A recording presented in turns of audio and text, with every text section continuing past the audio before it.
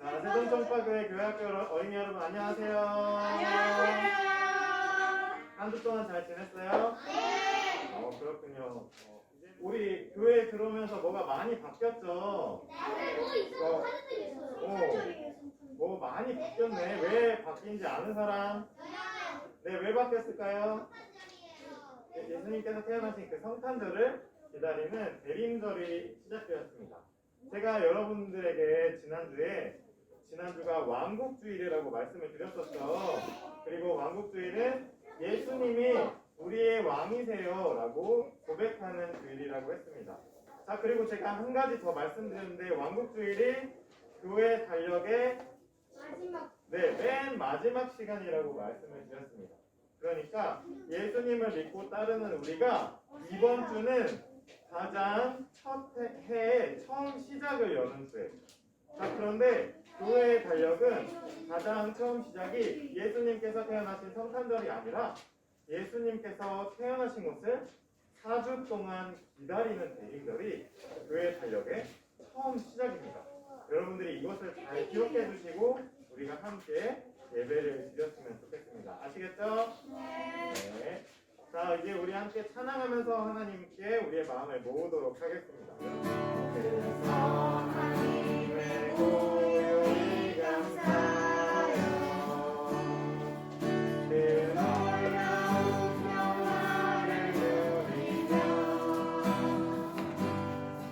나 그대들과 함께 걸어가네 나 그대들과 함께 가네 내가 모든 어둠의 날들이 무겁게 내 영혼 짓눌러도 모두여 우리를 힘하시고 약속의 구원을 이루소서 그 선한 힘이 우리를 감싸시니 오늘도 일어날 기대하네 주 언제나 우리와 함께 계셔 하루 또 하루가 새로워 모든 것이 변했습니다. 이제는 보라색의 때입니다. 보라색은 왕과 여왕의 색입니다. 그만큼 보라색은 아주 중요한 색입니다. 그리고 오늘 우리에게도 무언가 중요한 일이 일어나려고 합니다. 왕이 오고 있습니다. 그러나 그 왕은 군대도 커다란 집도 화려한 보물도 가지지 않았습니다. 이 왕은 그저 작은 헛간에서 태어난 아기로 오셨습니다. 그리고 그렇게 이 땅에 오셨던 왕은 지금 우리에게도 오고 계십니다. 이 이야기는 온통 신비로 가득 차 있습니다. 여러분도 알다시피 신비는 종종 수수께끼 같아서 알아채기가 어렵습니다. 세상의 시간으로 한 해의 마지막인 이때 우리는 곧 사람들이 선물을 고르고 물건을 사고 이것저것 준비하느라 바쁘게 움직이는 모습을 보게 될 것입니다. 하지만 그들은 그러다가 곧 신비를 놓치고 말겠지요. 사람들은 신비를 맞이할 준비를 어떻게 해야 하는지를 모르거나 아니면 그저 신비 그 자체를 잊어버린 걸지도 모릅니다. 교회는 아주 오래전부터 성탄절과 같은 신비들에 가까이 가기 위해서는 반드시 준비가 필요하다는 것을 배웠습니다. 그래서 교회는 그 신비를 맞이하기 위해 4주에 걸친 대림절을 교회의 시간 맨 처음에 두었습니다. 왜냐하면 성탄절은 그 신비에 들어가기 위해 준비하는데 4주나 필요한 만큼 위대한 신비이기 때문입니다.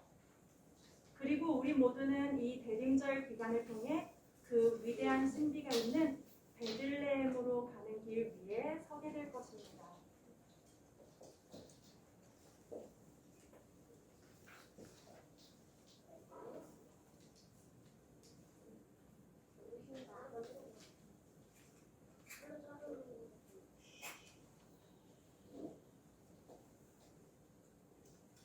우리는 이제 여행을 떠납니다. 우리 모두는 성탄절의 위대한 신비로 들어가기 위해 한 걸음 한 걸음 준비될 것입니다. 이 여행은 예언자들, 마리아와 요셉, 목자들, 동방 박사들과 함께할 것입니다. 베들레헴으로 가는 그들의 여행은 예수님이 태어나기 전 그때에만 있었던 것이 아니라 지금 이 대림절 기간에 우리를 위해 다시 한번 시작할 것입니다.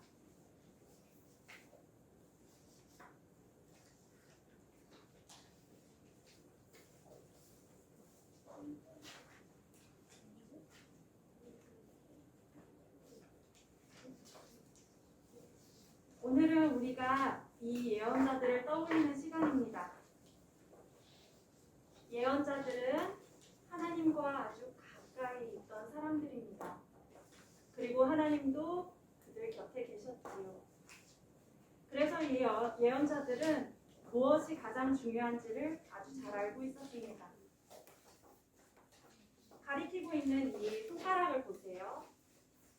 예언자들은 우리에게 길을 알려줍니다. 그들은 여기 베들레헴을 가리키면서 이렇게 말합니다. 잠깐! 보세요.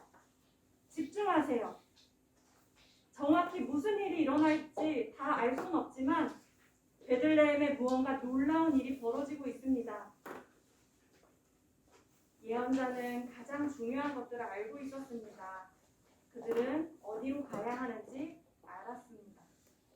그들은 우리에게 길을 보여줍니다. 이제 우리도 베들레헴으로 갈 수 있습니다.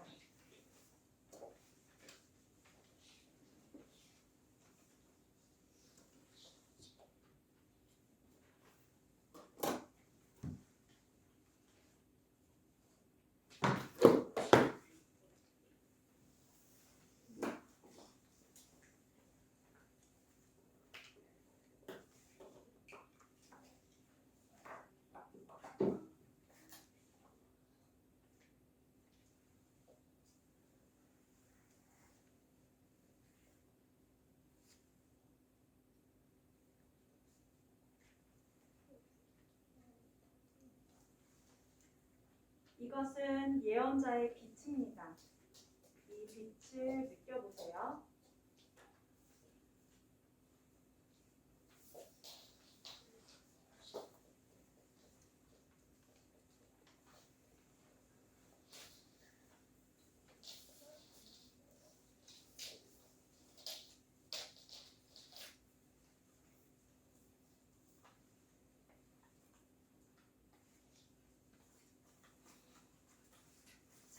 들어보세요. 저는 이 빛을 바꿔보려고 합니다. 이것은 예언자의 빛입니다. 예언자들은 사람들을 집중시키고 예언자는 무엇이 가장 중요한 것인지를 잘 압니다. 예언자는 남자일 수도 여자일 수도 소년일 수도 소녀일 수도 있습니다. 이 자리에 있을 수도 있습니다. 이제 이 빛을 보세요. 이 빛은 그때 그 자리에 있었습니다.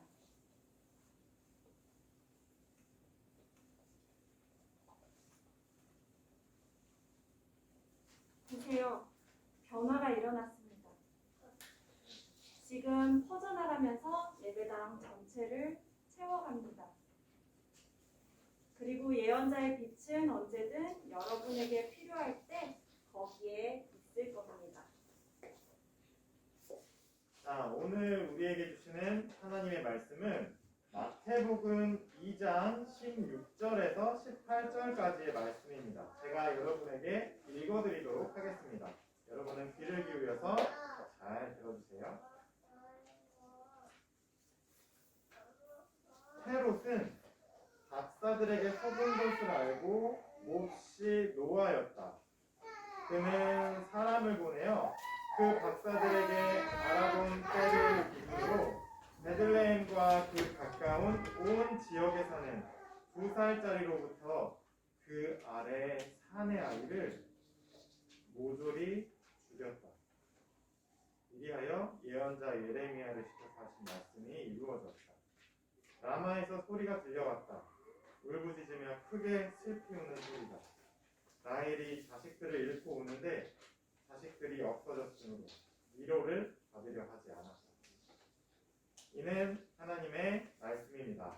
하나님 감사합니다. 아멘. 자, 여러분, 이번 주는 예수님의 이 땅에 오심을 기다리는 대림절의 첫 번째 주입니다. 하람 선생님이 해주는 이 대림절의 이야기를 잘 들었나요? 네. 네.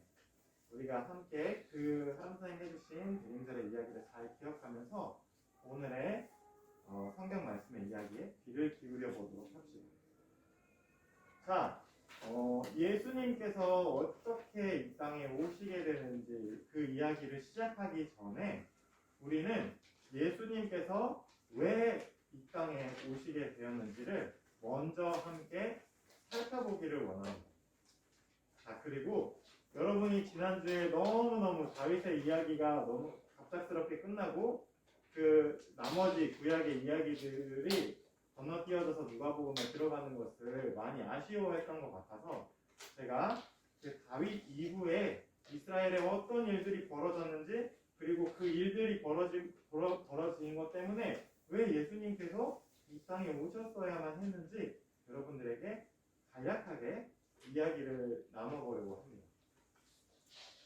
자, 여러분도 지난주에 들었다시피 다윗은 계속되는 하나님의 복을 누리면서 계속되는 승리들을 겪으면서 자기도 모르게 마음속에 힘을 의지하는 왕의 마음이 싹이 트기 시작했었습니다. 그래서 다윗은 아주 큰 잘못을 저질렀고 하나님은 이스라엘을 이끄는 목자였던 다윗이 그렇게 변해버린 그 마음을 보고서 너무너무 마음이 아파하셨고 몹시 화가 나셨었습니다. 그래서 그 다윗에 대한 하나님께서 화가 나신 것을 그 진노의 마음을 전하는 예언자 나단이라는 예언자가 하나님의 마음을 다윗에게 전해주었습니다. 하나님께 마음을 돌이켰던 다윗이 자기의 죄 때문에 벌어졌던 그 어려움들 속에서 다윗은 다시 하나님께로 완전히 돌이키기 시작했다는 겁니다. 그 어려움들 속에서 자기가 뿌렸던 그 어려움들을 나한테 왜 이렇게 어려운 일들만 일어나? 왜 이렇게 재수없는 일들만 일어나? 하지 않고 자기가 뿌렸던 그 악의 씨앗들 때문에 벌어지는 일들 속에서 다윗은 더욱더 하나님의 마음을 느끼고 더욱더 하나님께로 돌이키게 되었습니다.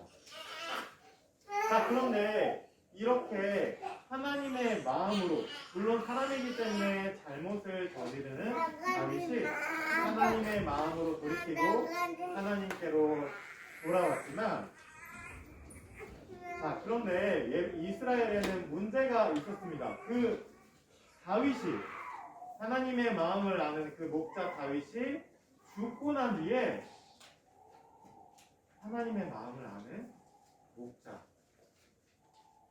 양떼와 같은 이스라엘을 하나님의 마음으로 이끌어줄 그 목자가, 왕이 거의 다시 일어나지 않았다는 게 이스라엘의 큰 일이 벌어진 것이었습니다. 다윗이 숨을 거두고 나자 이스라엘은 그래서 말 그대로 목자를 잃은 양떼들처럼 방황하고 어려움을 겪기 시작했습니다. 심지어 나라는 남과 북으로 둘로 쪼개져 버렸습니다. 형제들끼리 한 지파, 야곱의 한 아들들, 형제 자매였던 그 한 이스라엘이 북이스라엘과 남유다 왕국으로 쪼개져서 형제들끼리 싸우고 자매들끼리 서로 미워하는 일들이 벌어졌습니다. 그뿐만이 아닙니다. 하나님의 마음을 아는 목자가 없었기 때문에 똑같이 힘의 세계의 질서에 들어가 있는 그 이스라엘에게 더 어려운 일들이 일어나기 시작했습니다. 이스라엘 주변에 있는 더 힘이 아주 센 나라들이 서로 싸우는 동안, 그리고 그 힘을 넓혀 나가는 동안 이스라엘에는 전쟁이 거의 끊이지 않고 계속 됐습니다. 아시리아, 바빌로니아, 페르시아, 그리고 여러분들이 잘 아는 알렉산더 제왕의 그리스, 그 다음에 로마, 이 많은 대제국들이 나오는 그 동안에, 힘을 넓혀가는 그 동안에 그 작은 이스라엘 땅에는 전쟁이 그칠 날이 없었습니다. 심지어 바빌로니아가 그 지역을 다스렸을 때는, 그 지역에서 힘을 막 쓰기 시작했을 때는 결국 이스라엘은 완전히 망해버리고 말았습니다. 그래서 이스라엘 백성들, 하나님의 자녀들은 하나님께서 약속으로 주셨던 그 약속의 땅에서 완전히 뿌리채 뽑혀서 완전히 가보지 않았던 새로운 지역으로 끌려가서 거기서 포로살이를 해야만 했습니다. 마치 빛이 한 줄기도 비치지 않는 칠흑 같은 깜깜한 어둠 속에서 이스라엘 백성들은 지냈을 겁니다. 목자도 없이 말이죠. 자, 그런데 그 어둠 속에서, 그 어려움 속에서 지내던 이스라엘 백성들에게 한 가지 마음이 생기기 시작했습니다. 그 어려움 속에서 어떤 마음이 이스라엘 백성들에게 싹텄을까요? 그 어렵고 깜깜해서 한치 앞이 보이지 않는 어둠 속에서 이스라엘 백성들은 기억해냈습니다. 하나님이라는 자신들의 조상을 이집트에서 이끌어내 주셔서 자유를 주시고 약속의 땅을 주셨던 그 하나님의 마음을 다시 기억해내기 시작했습니다. 양떼와 같은, 목자 잃은 양떼와 같은 이스라엘을 하나님의 마음으로 다시 이끌어줄 목자를 간절히 이스라엘 백성들이 기다리기 시작했습니다. 기대하기 시작했습니다. 그래서 이스라엘 백성들은 그 자기들을 다시 하나님의 마음으로 이끌어줄 목자, 그 왕의 이름을 바로 메시아라고 불렀습니다. 자, 여러분, 그 메시아가 오심을 기다리는 이스라엘 백성들의 마음을 한번 떠올려 보기를 원합니다. 여러분들이 받은 주보 맨 앞면을 한번 살펴보시기를 바랍니다. 여기 하나의 그림이 있습니다. 자, 어떤 그림 같나요?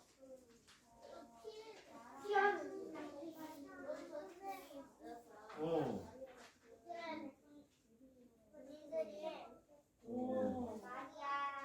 네.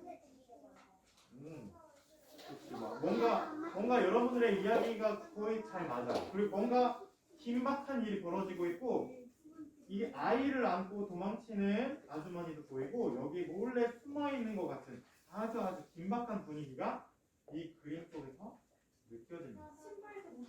네, 신발도 신지 못했습니다. 혹시 아이가 으앙 하고 울까봐 아기의 입을 엄마가 이렇게 막고 있습니다.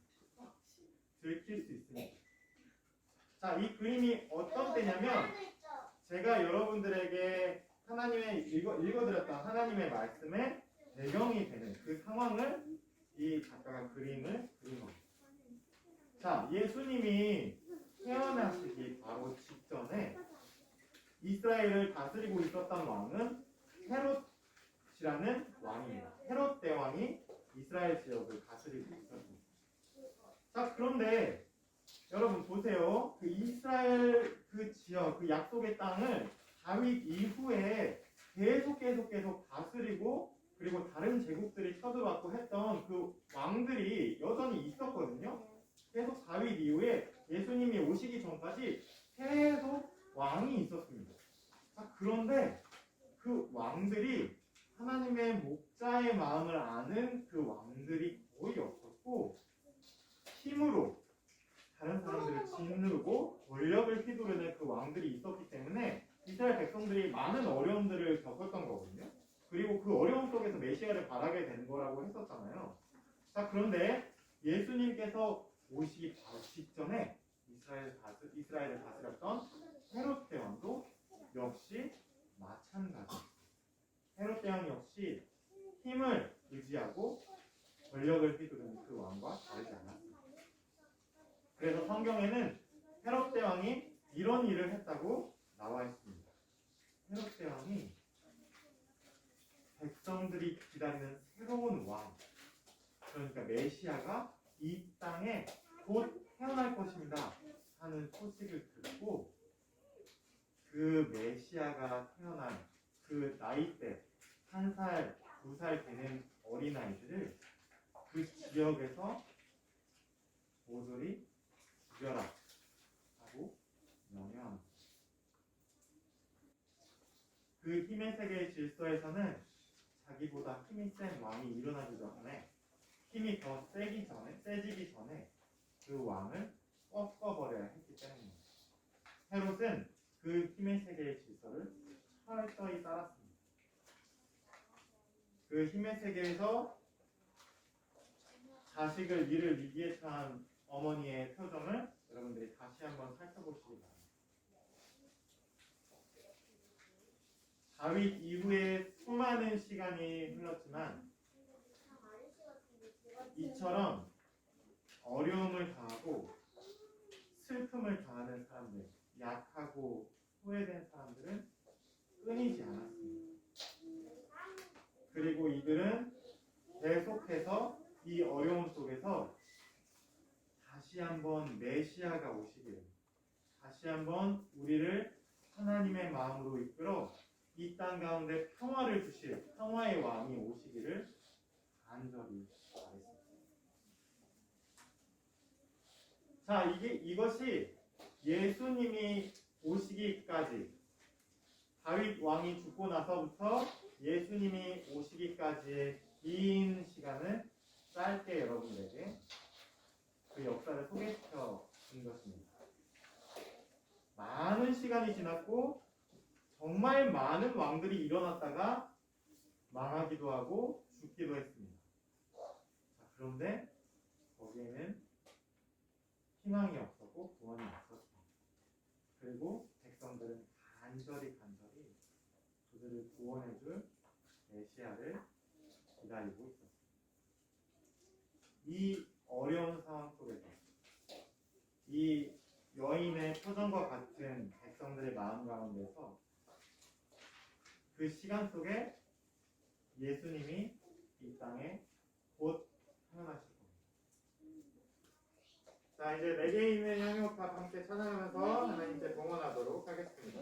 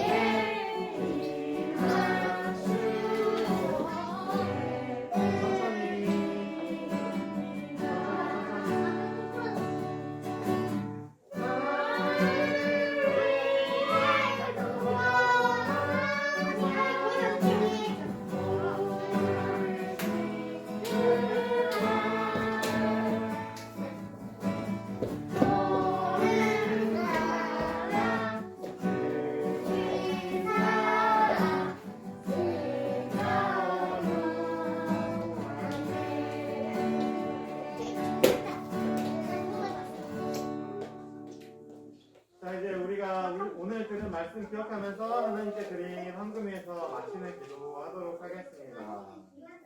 하나님, 오늘은 우리의 메시아이신, 우리의 목자이시고 우리의 왕이신 예수님이 오시는 것을 기다리는 백인들의 첫 번째 주입니다.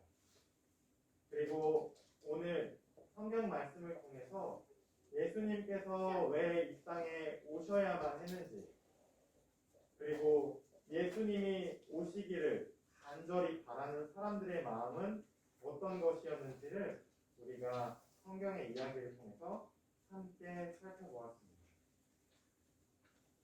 힘에 짓눌리고 휘둘리는 권력에 쓰러지고 아파하고 소외된 그 하나님의 백성들이 힘의 왕이 아닌 평화의 왕, 그들을 하나님의 마음으로 이끌어줄 그 메시아를 간절히 바랄 수밖에 없었던 그 어려움을 한번 생각해 봅니다.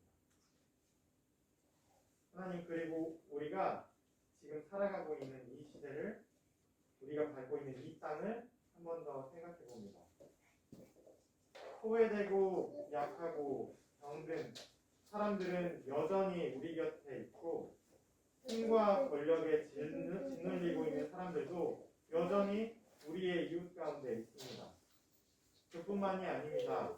하나님께서 만드신 이 창조 세계는 사람들의 욕심과 사람들의 무분별한 개발 때문에 아파하고 끙끙 앓으며 신음하고 죽어가고 있습니다. 하나님, 우리가 살고 있는 지금 이 시간도 여전히 예수님이 필요합니다. 예수님께서 우리 가운데 오셔야 합니다. 예수님께서 이 땅 가운데서 평화의 왕으로 함께 해주셔야만 합니다. 하나님, 우리의 그 마음을 담아서 예수님의 탄생을 기리는 성탄절을 기다립니다. 우리가 그것을 기억하면서 이 대림절의 첫 주를 보낼 수 있게 우리와 늘 함께 해주세요. 하나님, 그 마음을 담아서 우리가 하나님께 올려드린 이 물질이 쓰여지는 곳곳마다 소외되고 약하고 병든 그 이웃들이 다시 한번 성탄절, 예수님께서 우리의 왕으로 오시는 그 기쁜 소식을 들을 수 있게, 또 우리의 삶을 통해서 그 소식이 전해질 수 있게 하나님 함께 해주세요. 감사드리며 예수님의 이름으로 기도합니다. 아멘.